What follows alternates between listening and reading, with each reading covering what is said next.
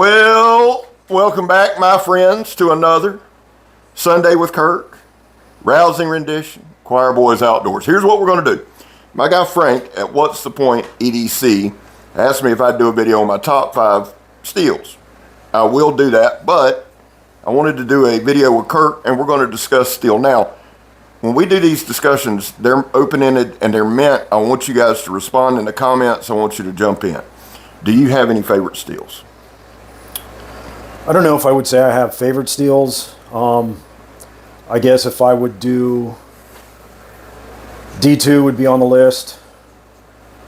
5160, 80 CRV, 2, 154 CM, and S35 VN. Good list. Yeah, that's a good list. So here's the thing, guys. We've got a ton of knives like we always do, and we're doing this for a reason. We're gonna pull a couple of our favorites, right, and talk about them. But here's what I want you to understand. 420HC, 1095, the SK series, some of your more basic steels are just as good today as they were 30 years ago. Heat treat, edge geometry, all that factors in. But today we're talking about steel.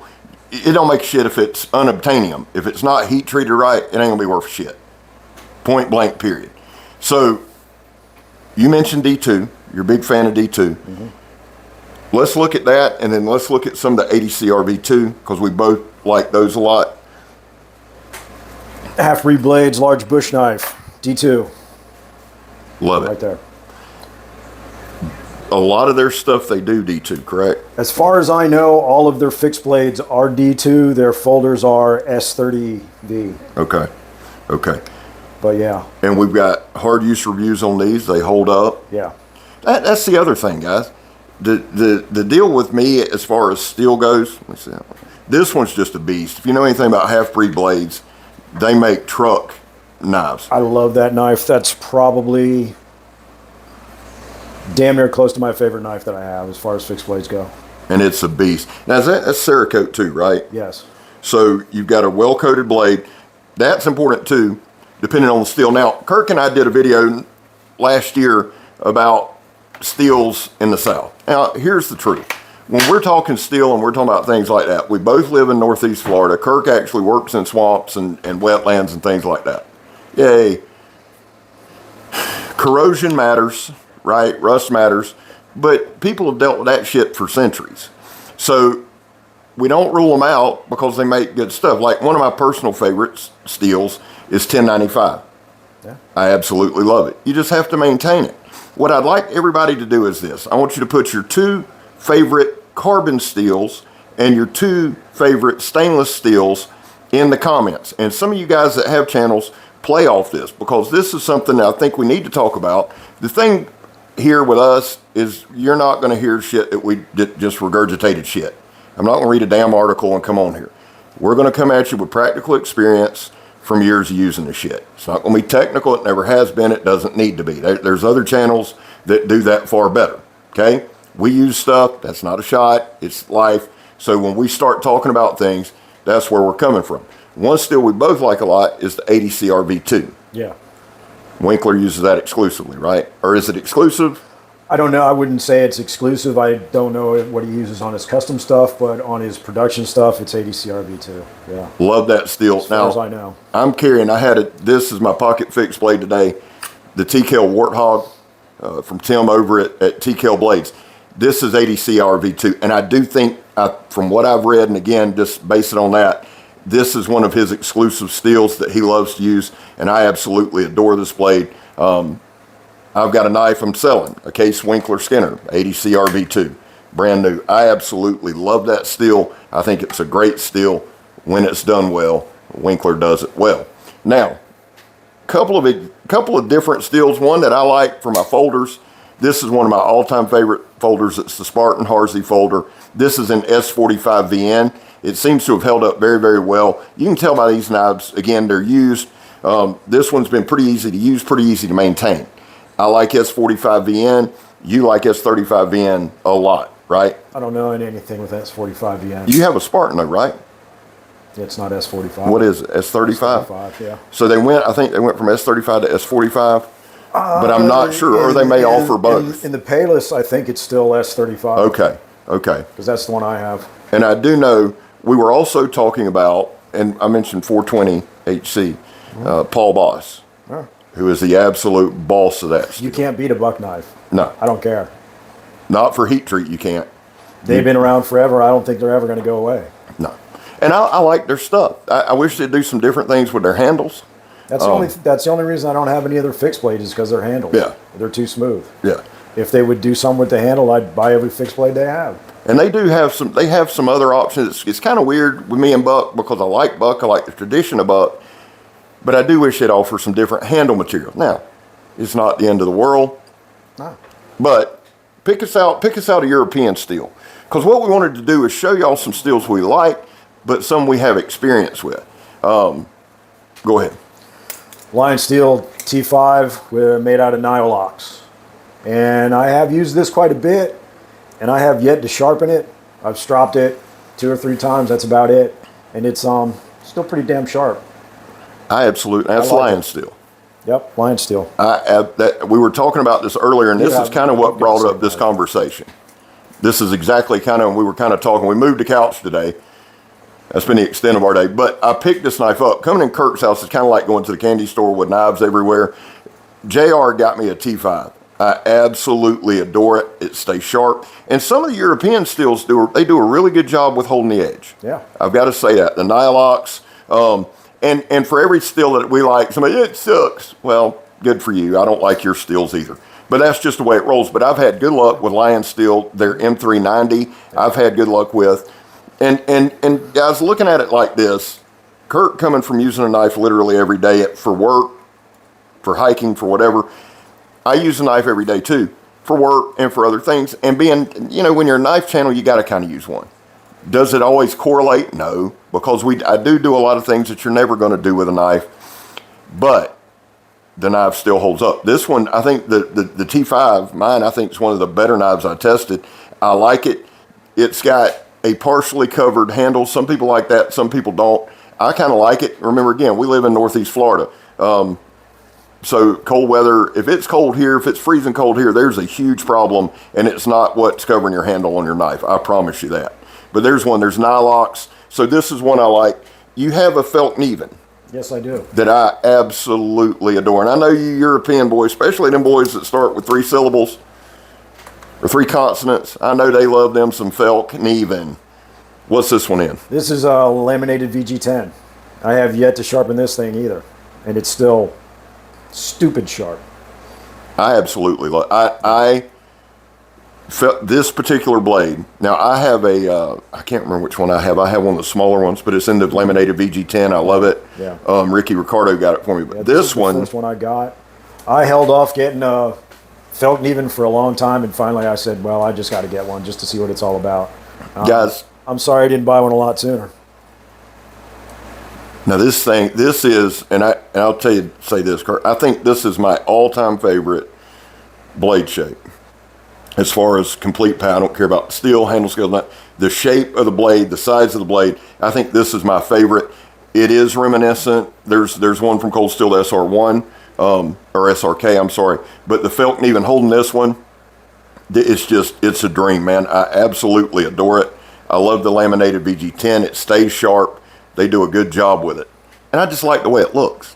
It's razor sharp. Now, what kind of edge would that be? That's a convex edge on that one. And it's steel. So you've had this one a while. And you can see there's wear on it. You can also see my fingerprints on it. So I can't really stab Kurt and get away with it. But it's kind of a rubberized type handle. You can't stab me anyway. You can see through. So there's one. Now, I want to pick out one. I want to come with one that, remember how we talked about we're not going to regurgitate stuff and say shit everybody else says? We say that, and I say that for this reason.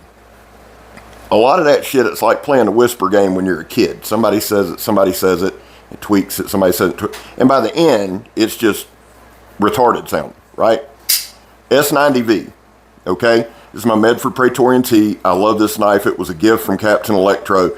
But what I found with this S90V is this. I sent it to DJ. He sharpened it up. I've got a hard use review up. What I found about this is it's held an edge. Now, you see all the stuff. I haven't had any problems, but here's the deal. Outside of that hard use review, I think I did one, Donnie did one on this knife. I use it to slice. I use it as a real pocket knife. Do I beat the hell out of it? No. Why? I got fixed blades I can do that with. But I'm not afraid to cut anything with it. And I'll say this for the S90V.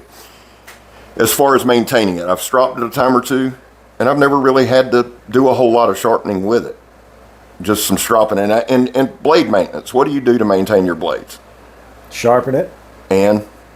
That's about it. I clean them off every once in a while, and anything that's not stainless, I typically hose down with WD-40 or a light oil and coat the inside of the sheath with it if it's leather.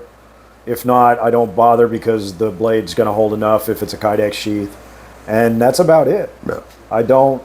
I'm not really I don't care too much if it gets stained. I'll even let a little surface rust stay on there for a while. There's some on my off-grid Tracker XL that I use for work because it's been submerged in a creek for the past 2 weeks. Don't want to talk about that right now. But no, I didn't lose it. It was attached to me while it was submerged in the creek for 2 weeks at work. But if it gets stained, if the coating gets rubbed off, I don't care about that. It's part of using a knife. Here's the thing. That's what it is, you know. That's it. And we talk about we talk about Nesamick, and we talk about all these Bowie and all these ancient guys, or these guys in our history, who are outdoorsmen, who wrote articles, who camped, who hiked, who lived life outside. They didn't rub. I mean, they might have kept it wiped down, but use was how they maintained it. Yeah. When a carbon steel got that black patina, that's actually a form of rust that protects it from use every day. Yeah. That's why a lot of times when you hear us say use it, it's not a shot at anybody.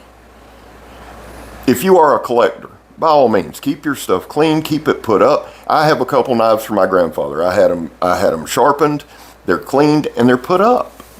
Yeah. But if I buy a knife or you give me a knife, I'm going to use the sumbitch. I've got a few that are never going to get used. Right. Just because of what they are and what they mean to me, and they'll never get used. Right. But there's like 1, 2, 3. Yeah. Yeah, mine are few and far between. The rest of them are all used or will be used. And here's one near and dear to my heart. This is the Work Tough Gear Elbrus. SK85. Nobody on this planet does SK85 like Work Tough Gear. Kurt's the first one. I'll never forget, you brought one to work. We used to work together. You brought one to work. And he said, man, check these guys out. It was Work Tough Gear. I think it was the Mountain Bushman or the Tayal or the Tayal. It was the Tayal. It was the Tayal. One thing, I'm the one you people have to blame for this. Yeah. I'm the one that got this started. So yeah, exactly. If there's any blame thrown around, I'm the one you got to throw it at. Or thank. If you're going to thank anybody for this phenomenal content that you get brought with. Now, Kirk, listen, Kirk and I are way alike. We're so much alike, there were times we had to split up at work. We're alike. We argue, but we're brothers. But Kirk's the one who introduced me to a lot. And Kirk's the one we talked about steel. That's why I wanted him on here.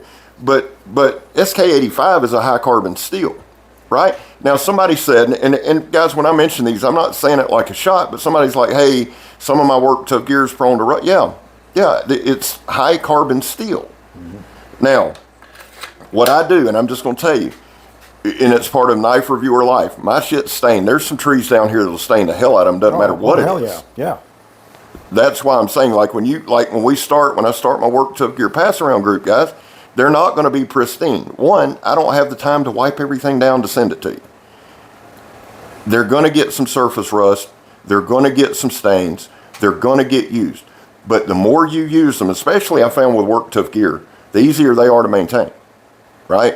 What I do personally, like if we do a knife review, like we're doing a tomahawk shootout. What we'll do is we'll wipe everything down if it's high carbon steel, especially the stuff that won't get broke out again for a couple months. That's the other thing with having a channel. I mean, we get enough knives in, and it's first world knife problems.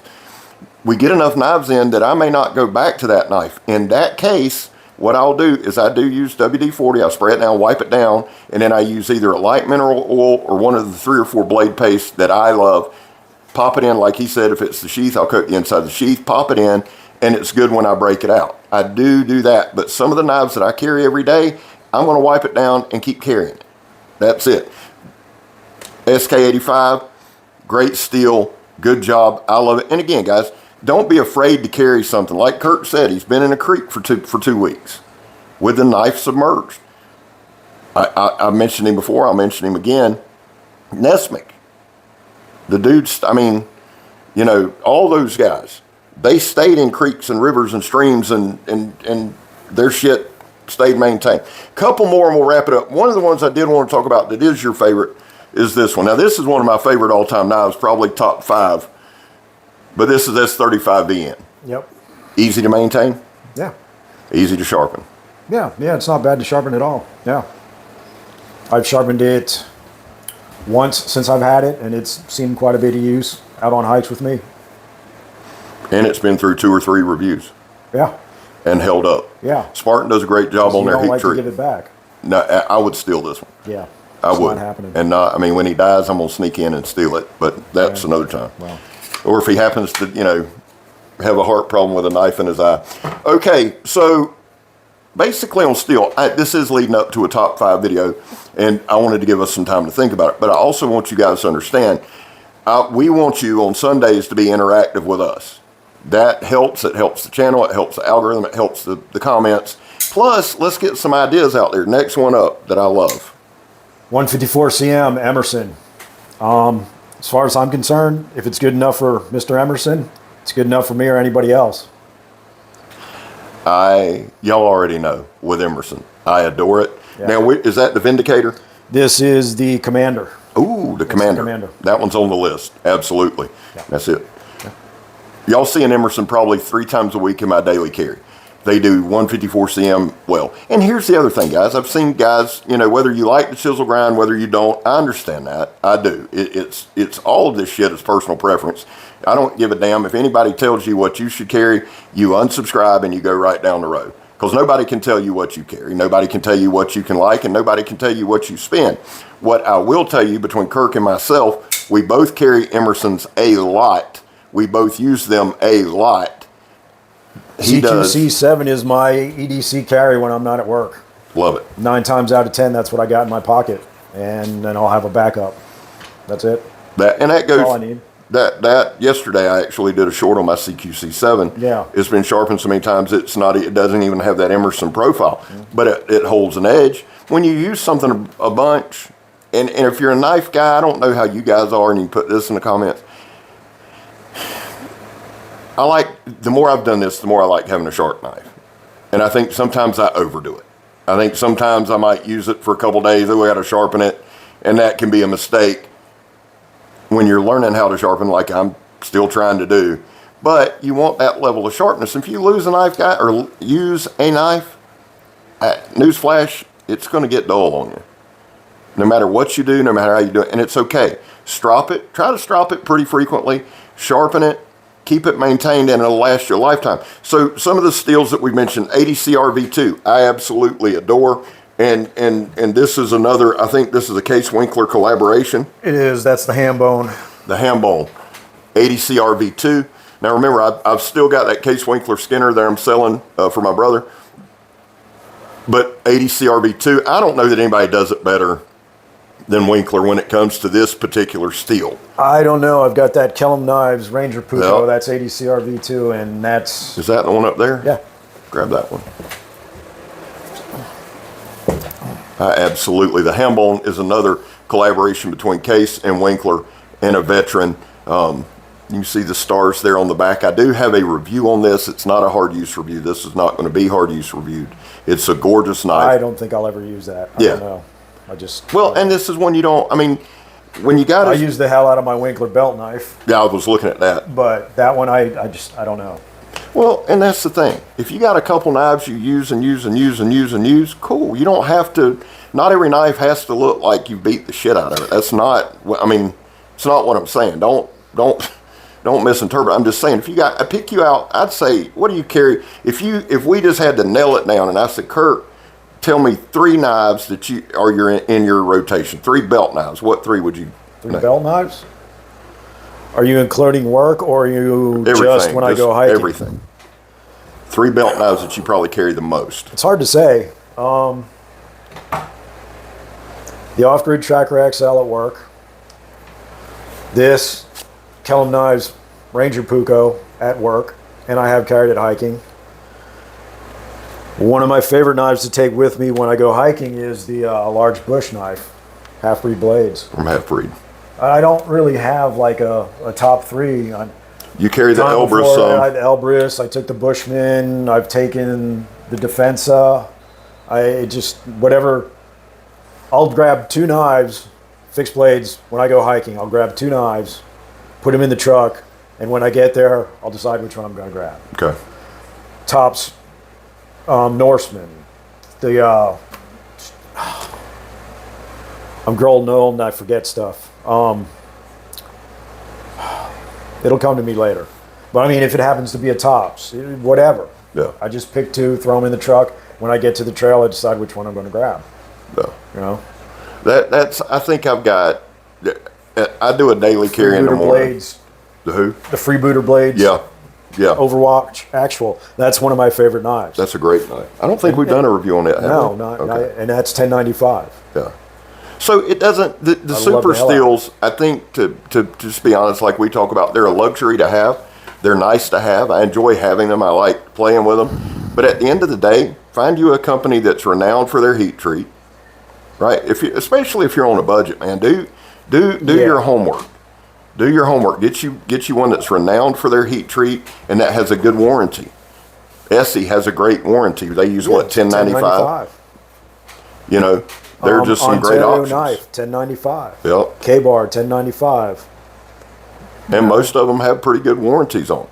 You know, find something that you enjoy, that you like to carry, and do that. And I think we'll wrap it there. But here's the thing on steel, and I'll say this, and I'll let Kirk finish it out. I do have certain steels, and I'll do a top 5, but you could rearrange them, you could flip-flop them. The thing that really, really matters to me is heat treat.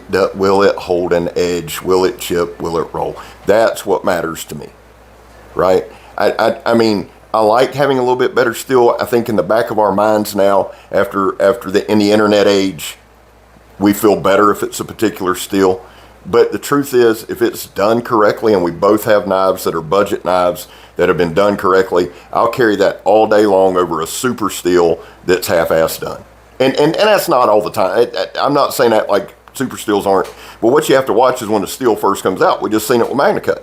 It took 1.5 years, 2 years to start dialing it in. So if you're on a budget, kind of dial it in, do your homework, get something that you know is going to last you. Kirk? My main thing is don't get hung up on steels. The only steel I have a major problem with, and I won't buy anything that's made out of, is the 8CR 13 MOV, blah, blah, blah, blah, crap, blah, blah, blah. It's just friggin' garbage steel, in my opinion, and I won't own anything made out of it. Now, as far as your AUS 8, 10, VG10, 440C. 440C was a top steel for decades, and it's still a damn good solid steel. There's nothing wrong with it. Everybody thumbs their nose at it. Everybody thinks I've got to have the latest and greatest steel out there, and no, you don't. The average guy that's out there working with his knife, you don't need that shit. All you need is something that's heat treated well, and it's going to take an edge. When it gets dull, you friggin' sharpen it. If you want to spend stupid amounts of money on something high end, fine, go ahead and do it. But it's not a necessity. You can get by with 420, you can get by with 440C. I wouldn't get any of the lower grades of 440 A or B because they don't hold an edge too well, seriously. 1095's been around forever. 5160's been around forever. D2's been around forever. There's nothing wrong with any of those steels. The reason I like D2 so much because it's got enough chromium content that it's almost stainless but not quite, and it's an incredibly tough steel. Yeah. It's a little heavier than some other steels, so the knife is going to be heavier, but if you're not a candy ass, it's not a big deal. And just don't get hung up on the steel. As long as it's a mid-grade steel or above, just buy it. You know, whatever. S30, S35, S45, 154 CM, 154 CPM, you know, 3CV, EDC V2. They all have their merits and they all have their faults. That's just a fact of life. Yeah. But don't get hung up that, oh, it's not S35 VN, I'm not going to buy it, it's not worth a shit. That's the wrong way to look at it. Right. I've got some knives that are AUS 8, and I love the shit out of them. Because they're done right. Yeah, because they're done right. That's all there is to it. Yeah, the AUS 10 I am a fan of. And that's the crux of it. These conversations on Sundays, again, there are certain guys who are going to buy higher end stuff, and we support that because I get to test it. Thinking of JR. But these conversations a lot of times too are for people, because we do get a lot of questions. Hey man, we understand people are on a budget. I guess my thing is, I don't want you to feel like you have to spend some stupid sum to have a phenomenal knife. You don't. No. You really don't. No. And this fall we're going to do, and the other goal of the channel is to bring you every kind of knife we can, and I like doing that. Knives that are hard to get, we like doing that. But at the end of the day, too, when you ask a question, we want to have a prepared, serious answer for you. And I know this hadn't answered many questions, but I hope it at least opens up some dialogue. I'd love to see what you guys think on your steels and how you approach it. I don't know. I think it's answered some questions. Yeah, I think it has. so. Yeah. Because, I mean, like I said, I'm perfectly happy with going anywhere with 1095. Yeah. And I'm going to have to amend what I said when we did the video about what do you need in Florida. We're going to do a redo. I wasn't thinking, and I realized after we did the video, most of my friggin' knives are non-stainless that I take out in the shit with me. Yeah. And I'm going, what the hell were you thinking? So yeah, no, it doesn't have to be a stainless if you're in a wet environment like we are. You just got to take care of it a little bit more. Yeah. And if it gets a little rust on it, if it gets stained, what the hell? That's what happens when you use a knife. And the truth is, with that particular video, we were going after the best answer. And as we have want to do, we screwed it up. I did in explaining it. But that's what you get here at Choir Boys Outdoors. That's about all I got. You got anything? Nah, I guess we're done. Cool. I'm Scab. I'm not. We're gone, son. Take it easy, guys.